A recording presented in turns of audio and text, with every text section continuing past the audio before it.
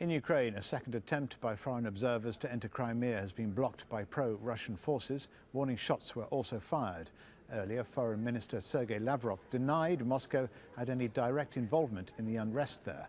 Russia is reportedly considering stopping the United States from inspecting its nuclear arsenal in response to proposed sanctions over Ukraine. There are no politicians in Ukraine today who have not come from the existing power structure. That's what Yulia Tymoshenko tells us, and you could use those words to describe her, too. She became a lightning rod during the country's so-called Orange Revolution, the public uprising that shook the country's political establishment after allegations of unfair elections in 2004. And she quickly attracted public support, even though her background was anything but common. She was a successful businesswoman, one of the country's richest after a career in the gas industry. And there were allegations of illegal business deals. But she claimed she wanted to rid the country of corruption, and many believed it would take a former insider like her to do it. When she was elected prime minister, the world took notice. But in 2010, her political career seemed to come to an end. She lost her bid for the presidency and soon thereafter faced allegations of embezzlement. She was eventually sent to prison. Her supporters, including many leaders in Europe, said those charges were politically motivated. Last month, the new government in Ukraine released her. Now, at yet another pivotal moment in her nation's history, Yulia Tymoshenko is once again in the center of it all. And today, she talks to Al Jazeera. Thank you again for taking the time to talk to us. There is a very real chance, as you know well, that you could lose the Crimea. If that happened, what would that mean to the Ukraine and to the rest of the world? Я думаю, що сьогодні не Україна буде втрачати Крим, а весь світ, якщо вчасно не відреагує на ситуацію, буде втрачати практично нормальну, стабільну ситуацію. І це, мені здається, мусять розуміти всі перші лідери світу. Кремль сьогодні оголошує війну не Криму, не Україні. Кремль сьогодні оголошує війну всьому світу. If diplomacy doesn't work, what would you like to see the world do? Очевидно, що дипломатія сьогодні не працює. І чим більше буде втрачено часу, тим більшими стають ризики. Зараз є такі пропозиції створювати великі переговорні групи, які можуть залагоджувати ситуацію на самому високому рівні.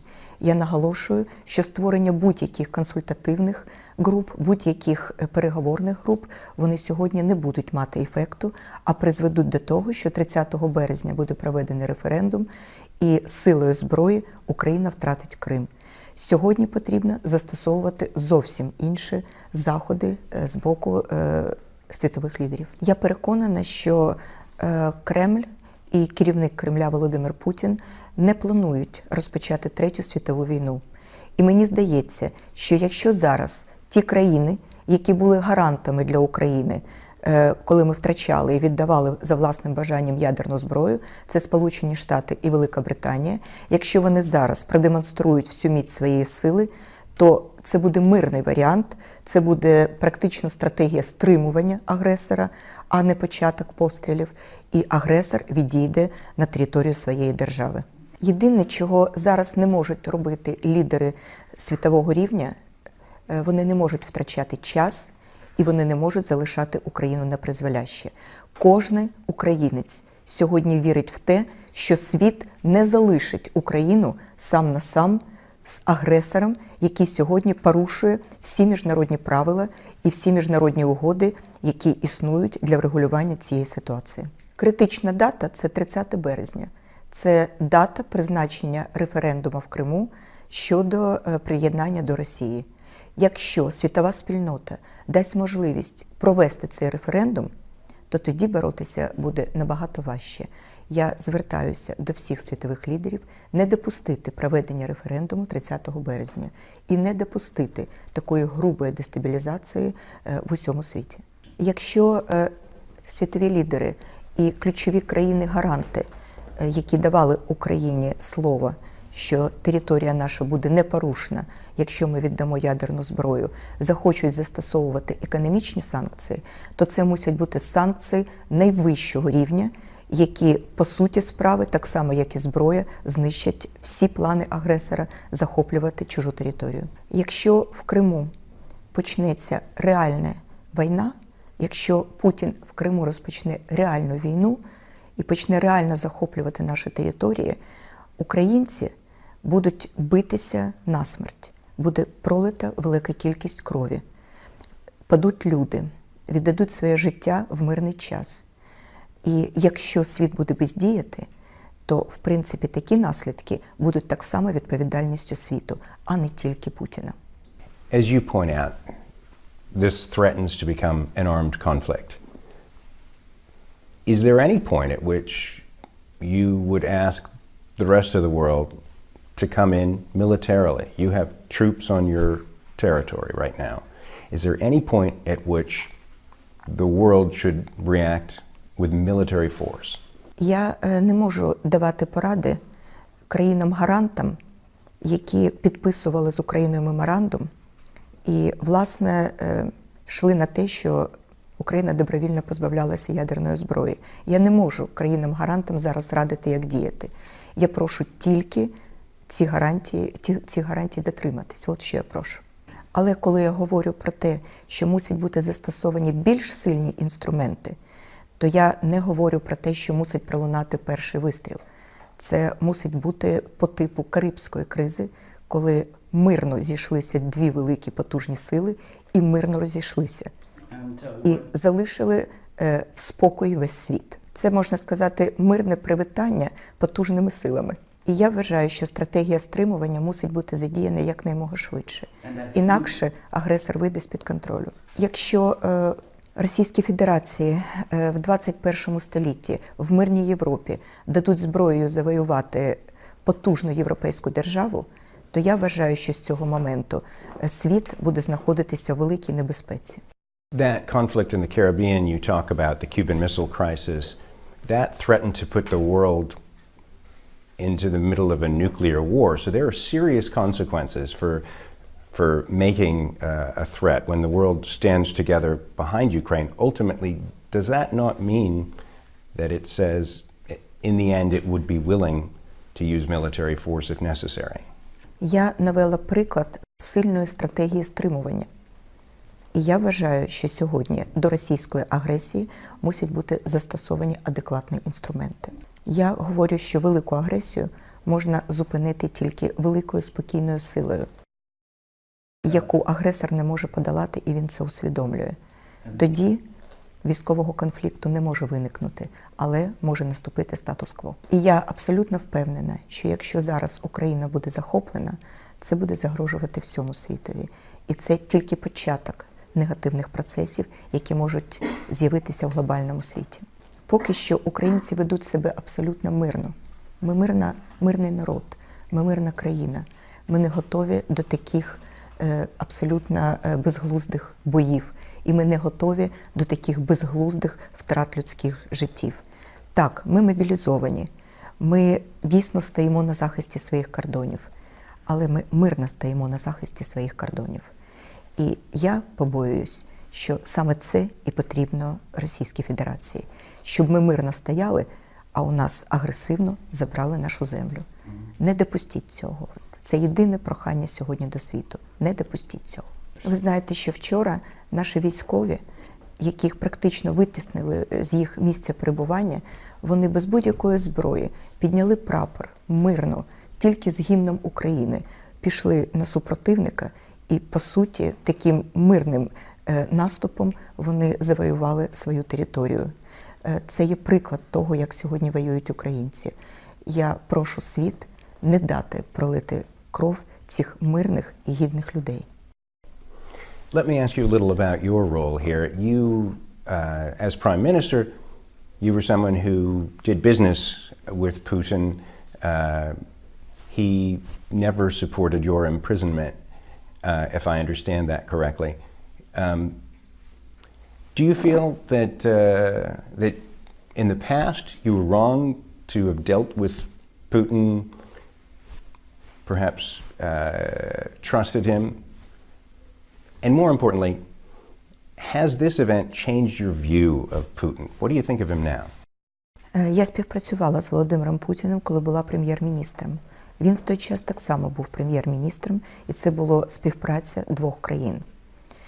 Я сьогодні не прем'єр-міністр. Я, по суті, політичний ув'язнений, яку щойно відпустили на волю. Але всіми своїми можливими силами сьогодні наша команда зупиняє цю агресію. Сьогодні я не можу спілкуватися з Путіним, і я вважаю, що сьогодні взагалі вести переговори з Путіним – це не справа України. Україна дуже слабка в цих переговорах. І якщо будуть нав'язувати діалог тільки між Україною і Росією, то Росія буде вимагати капітуляції України і прийняття всіх агресивних вимог Російської Федерації. Цього допустити неможливо. Я вважаю, що сьогодні формат переговорів мусить бути зовсім інший. І Україна мусить бути виведена за межі цього переговорного процесу. Сьогодні переговори з Путіним мусять вести лідери тих країн, які дали нам гарантії, підписавши Будапештський меморандум. Я вважаю, що Україна сьогодні може бути захищеною тільки світом і тільки потужними державами, які давали гарантії. Переговори України безпосередньо з Росією, на мій погляд, сьогодні не просто безперспективні, вони завідомо програшні і шкідливі. Я також вважаю, що якщо лідери держав-гарантів будуть вести переговори з керівництвом Російської Федерації, вони не мають права знаходити з агресором компроміс. Ніякого компромісу і будь-яких мінімальних уступок не може бути світом надано Російській Федерації. Тільки повернення до статус-кво, до повної незалежності України і повної цілісності її території. Не має права Володимир Путін сьогодні диктувати Україні і світу свої умови відносно життя незалежної держави Україна. Крим не може бути предметом дискусії. It sounds like you don't trust Putin very much. What do you think of him as a leader now? Я вважаю, що справжній лідер ніколи не поставив би під загрозу мир в регіоні і мир в світі. Ніколи. Справжній лідер, він надихає на позитивні еволюційні зрушення, він надихає на спокій, на дотримання міжнародного права і на дружні сусідські стосунки. Все інше, що робиться сьогодні, не може бути пов'язане зі словом «справжній лідер». Мені здається, що зараз Володимир Путін втрачає свої лідерські позиції. Let me ask you a little about yourself. You have, I understand, met with John Kerry. You have been talking to other world leaders, I believe. What's your role in the future? Would you consider a role such as Prime Minister or President? Would you seek it? Моє життя присвячене моїй країні. І зараз, коли так важко, коли з дня на день кожен українець чекає, чи розпочнеться, чи не розпочнеться війна. Це той час, коли жодна родина не може думати про будь-що інше, ніж крім як те, як вирішиться кримська криза. В цей час думати, говорити про політику, здійснювати якісь політичні конкурентні наміри, мені здається, просто невчасно. Зараз не час говорити про політичні розстановки. Зараз час всім об'єднатися і реально захистити Україну. Я сподіваюся, що світ в найближчий час розв'яже цю кризу, і тоді ми зможемо взагалі мати моральне право розпочати розмови про будь-які політичні розстановки в Україні. What would you say to the people who have been protesting, the demonstrators, who are very cynical about government up till now, and some of whom have told us they don't want anything to do with people who have been in the government in the past, and those of you who have been in the government should not be listened to. How would you respond to that feeling? I know you've paid a dear price for your role. В політиці України сьогодні всі, без виключення, хто раніше були у владі. Інших немає. А по-друге, це будуть перші в Україні чесні президентські вибори за всі 22 роки незалежності. І я переконана, що на цей раз у народу України будуть всі можливості вибрати того лідера, який вони вважають за потрібне. І це велике надбання революції, яка відбулася. Це право на вільний і абсолютно несфальшований вибір. Під час революції народ настільки став вищим за будь-яких політиків, що всім політикам зараз доведеться змінюватися для того, щоб бути достойними і гідними свого народу. I understand that, and those people are speaking out. Do they have a point, though, in their criticism of people who have played a role in the government? I know that you've paid a dear price for opposing the previous administration, but do they have a point when they say people who were involved in this government, they bear some of the blame? Я можу сказати, що я, як і будь-який політик, сьогодні мусимо каятися перед народом своїм. І як будь-який політик, я мушу визнавати помилки, і я їх визнаю. Саме головне, щоб ми не тільки визнали всі помилки, а щоб ми змінилися. І змінилися так, щоб були гідні свого народу. Але в той же час я хочу сказати, що я є одним з небагатьох керівників держави, який під час режиму Януковича пройшов фундаментальний всебічний аудит. Було перевірено все, що зі мною пов'язано. Кожна копійка бюджетних видатків, кожний підписаний документ, кожне моє рішення як прем'єр-міністра. І для мене є великою гордістю, що я пройшла такий глибинний аудит з боку режиму по відношенню до мене, і не було знайдено жодної копійки корупції і жодного справжнього порушення закону. Я переконана, що в найближчий час Європейський суд з прав людини визнає всі ті обвинувачення безглузді, які були проти мене висунуті, дійсно політично мотивованими і такими, що є неправосудними. Але я хотіла б, щоб кожен політик в Україні, да й не тільки в Україні, на всьому пострадянському просторі, пройшов такий аудит на відданість народу, як пройшла я, знаходячись за ґратами у режиму Януковича. І я пишаюсь, що я цей аудит пройшла достойно. Very good, and I know you ended up spending some time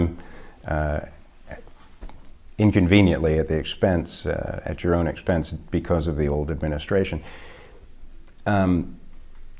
How do you see all this ending?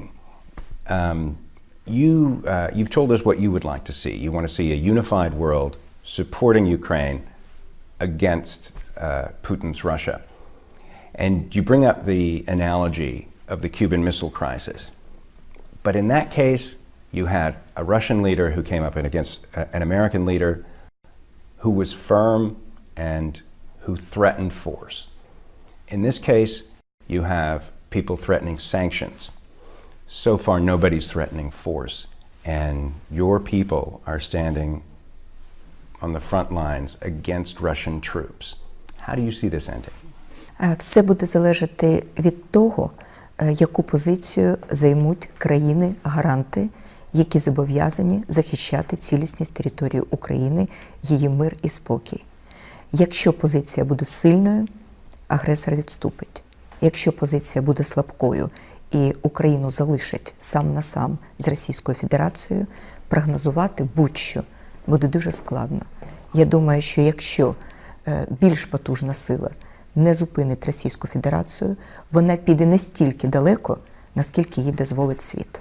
But how can you ultimately stop Russia, even with all of the unified world community against this act, if you have Europeans who aren't even willing to go with strong sanctions, if you have nobody so far saying that they will back up these threats with force? Are sanctions enough? Я думаю, що це можуть бути санкції самого найвищого рівня, які реально дестабілізують фінансову і економічну ситуацію на території Російської Федерації, яка сьогодні так цинічно порушує міжнародне право і міжнародні угоди. Слабкі санкції, на жаль, не зупинять ситуацію. Вчора на своїй прес-конференції Путін сказав таку знакову річ. Він сказав, що будь-які санкції, які будуть застосовані до Росії, вони бумерангом вдарять по всім іншим країнам. І частково він був правий, тому що санкції вищого рівня, вони так само можуть негативно відбитися на фінансовій і економічній ситуації, в тому числі в інших країнах, в тому числі в країнах Європи. Але це той випадок, коли Європейський Союз, Сполучені Штати, Велика Британія, вони мусять піти на певні свої особисті втрати і проблеми задля того, щоб зберегти мир і спокій в регіоні, в усьому світі. What do you say to those leaders in Europe and elsewhere, Europe being very dependent on Russian energy? What do you say to those leaders who right now are dragging their feet and not ready to go with a strong sanctions approach toward Russia? Я би їм сказала, що це лише енергоресурси. І їх народи зрозуміють своїх правителів, якщо вони підуть на захист України і певним чином, власне, отримають свої національні проблеми на фоні цього. Я би сказала, що світ мусить помітити, що Україна була першою країною, де люди помирали реально за об'єднану Європу. Не за свою територію, не за свою країну, а під час революції вони віддавали своє життя за об'єднану Європу. Тому що вони вірять і вірили в цінності, які проголошуються Західним світом. І якщо зараз Україну кинуть без допомоги в цій важкій ситуації, залишать без допомоги в цій важкій ситуації, то це буде дуже жорстоко по відношенню до тих, хто вже пролив кров на останній нашій революції за віру в справжні цінності і в справжні правила миру і спокою, які панують в світі. Я не хочу допустити того, щоб українці припинили вірити в ті цінності, заради яких вони помирали. You're talking about the people who died here in Kiev. Так, ви знаєте, що ця революція, вона розпочалась тоді, коли Янукович практично зупинив підписання угоди про асоціацію, зупинив рух України до приєднання до Європи. Це був пусковий, стартовий момент цієї революції, нашої революції. І він був за Україну в об'єднаній Європі і за європейські цінності для України. When this is all over, however it ends, do you want to see Ukraine lean toward the West or stay where it's been, which is a middle road between the West and Russia? Я знаю, що, в принципі, Росія досягла своєї певної мети цією агресією. І більшість політиків, аналітиків, які сьогодні спостерігають за ситуацією в Україні, почали говорити про те, що Україна мусить краще залишитися в сірій зоні, що вона краще мусить бути ніде, аби досягнути спокою в регіоні. Я за мир і спокій в регіоні без сумніву. Але я хочу нагадати, що більше 70% українців прагнуть бути частиною об'єднаної Європи. І з цим не можна не рахуватися. І якщо агресія Росії буде диктувати цілому світу, як будувати геополітичні стосунки, то так світ позитивно розвиватися не зможе. Я переконана, що як би себе зараз не поводила Росія, Європейський Союз, весь демократичний світ мусять зробити все, щоб угода про асоціацію була підписана і щоб Україна не залишилася в сірій зоні. That sounds like leaning west. Безумовно, безумовно.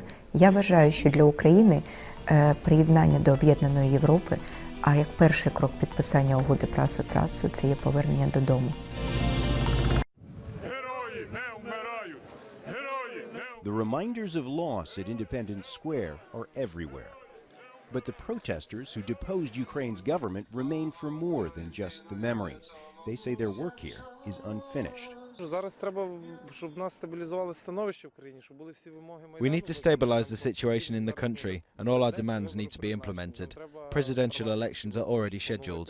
We need parliamentary elections to renew the power structure in Ukraine. We need all criminals who were involved in killing the heroes of Ukraine to be punished. So the demonstrators continue to occupy Kiev's central square, manning checkpoints that no longer keep government troops out, but let Ukrainians in.